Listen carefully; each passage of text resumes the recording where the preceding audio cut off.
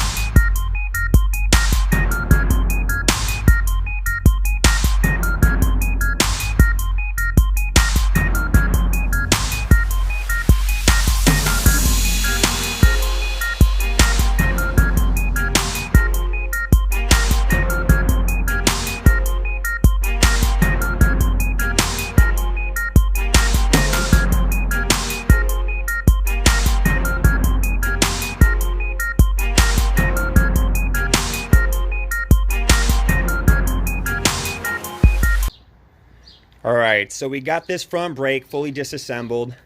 The pad that was on the back side of the rotor was completely shot.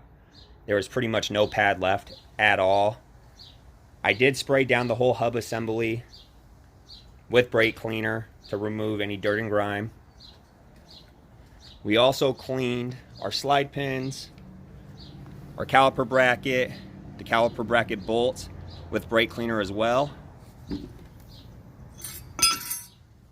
That's the pad that was on the back side of the rotor. So time to install the new stuff.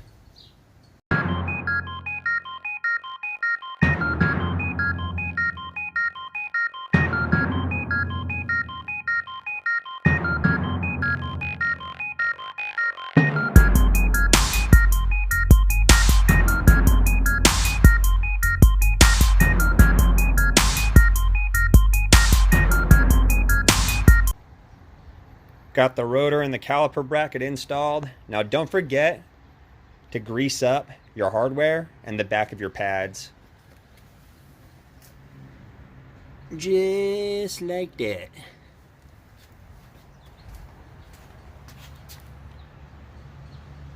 And you want to use some CRC brake and caliper grease. Let's get them all assembled.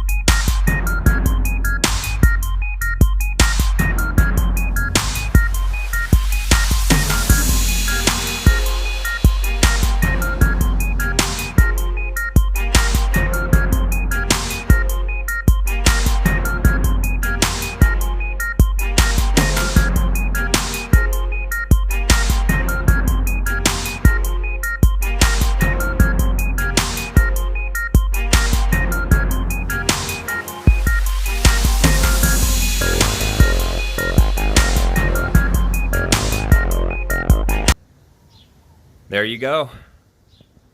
This one brake is all reassembled. Looking super clean. Mostly with that zinc finish. These should look really good behind the next generation Impala wheels I'm running. And since these rotors are drilled and slotted, they should handle brake heat a lot better without warping. And this thing should stop a lot better. So me and Will are going to knock out the other side. Not going to get any footage of that just because you've already seen it. So let's get this other side done. Alright, so we got both front brakes all reassembled.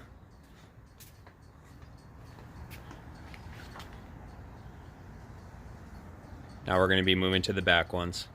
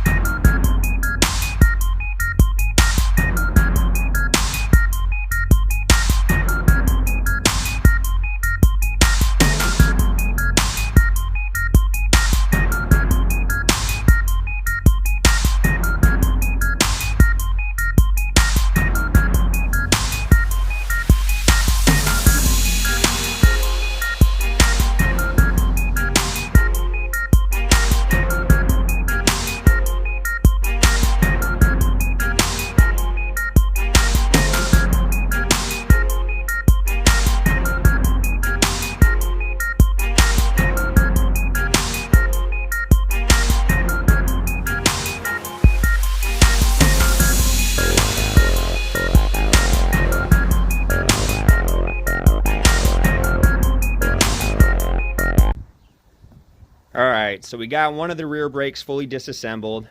It's the same process we did with the front. You want to clean everything with brake cleaner. The only difference is you do have e-brake shoes on the rear. Now we did make minor adjustments so they work a little bit better and they engage. We're going to do the same little adjustment on the driver's side as well. And yeah, we're just going to fly through this. It's pretty much the same exact thing that you would do on the front brakes. So let's get them all reassembled.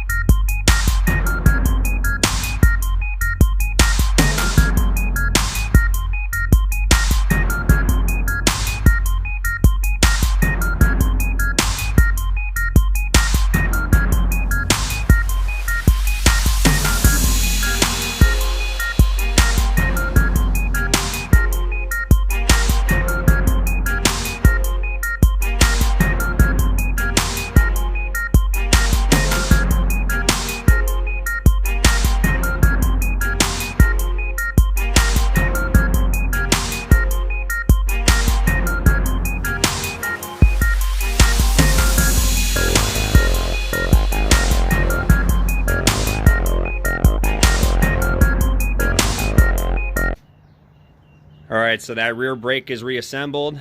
Everything looks good. Everything seems to be working properly. Obviously, we won't know until we do the final test by driving the car and actually pushing on the brake pedal. But everything's looking good so far. So yeah, let's knock out the other side. Alright guys, so we got both brakes done on the rear.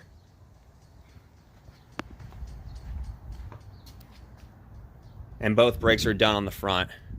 Now all we have left to do is we're going to flush this brake system and bleed the brakes. And the reason why we're doing this is we have no clue how old this brake fluid is.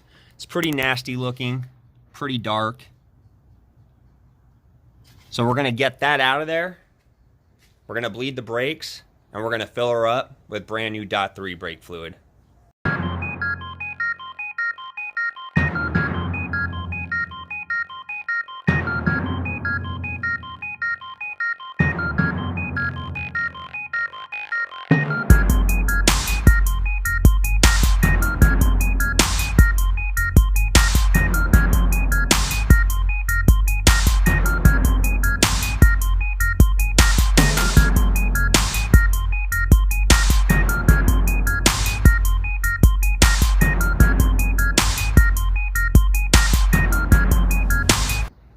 Alright guys, so me and Willie just finished bleeding the brakes. I know I didn't get any of it on camera, but it is done. Brake fluid in the master cylinder reservoir is clean and clear. Looking good. Kind of hard to capture on camera, but it's new fluid, trust me. And all we did to bleed the brakes was a very old school method. I'm pretty sure you can look it up online. I'm not going to get into detail, but you have to have two people. One person on the brake pedal inside the car, another person outside of the car on the brake bleeder itself. And you kind of do this back and forth. Push the brake pedal, open the bleeder. You could probably look it up to see exactly how we did it. But it's an old school method. People have been doing it for years. But that's where we're at. So I'm going to strap the wheels back on this girl. We're going to take her for a test drive.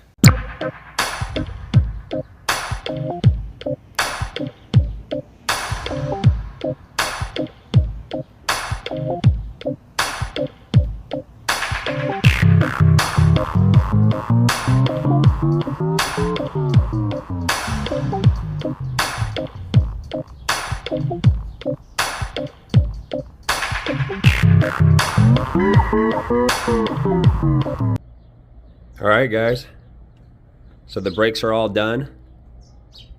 The car is stopping great. Me and Willie did take the car around the block a few times. Didn't get any footage of that just because it was kind of boring, but all we did was stop a few times at a lower speed and stop a few times at a higher speed.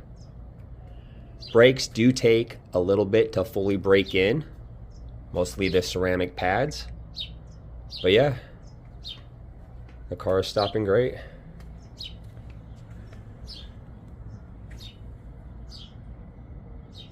And they look pretty good behind these alloys.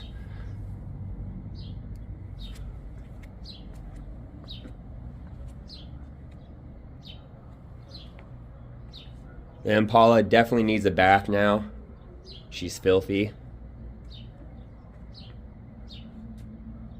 But I'm pretty happy with this brake setup. Nothing too crazy, just some basic drilled and slotted rotors with ceramic pads. It's not like we went with bigger rotors, bigger calipers, nothing nuts. Just factory size drilled and slotted rotors and pads for this car. Now, in the future, I'll probably be upgrading the front brakes to something a little bit better. A bigger rotor, a multiple piston caliper, perhaps. But for now, this will do just fine.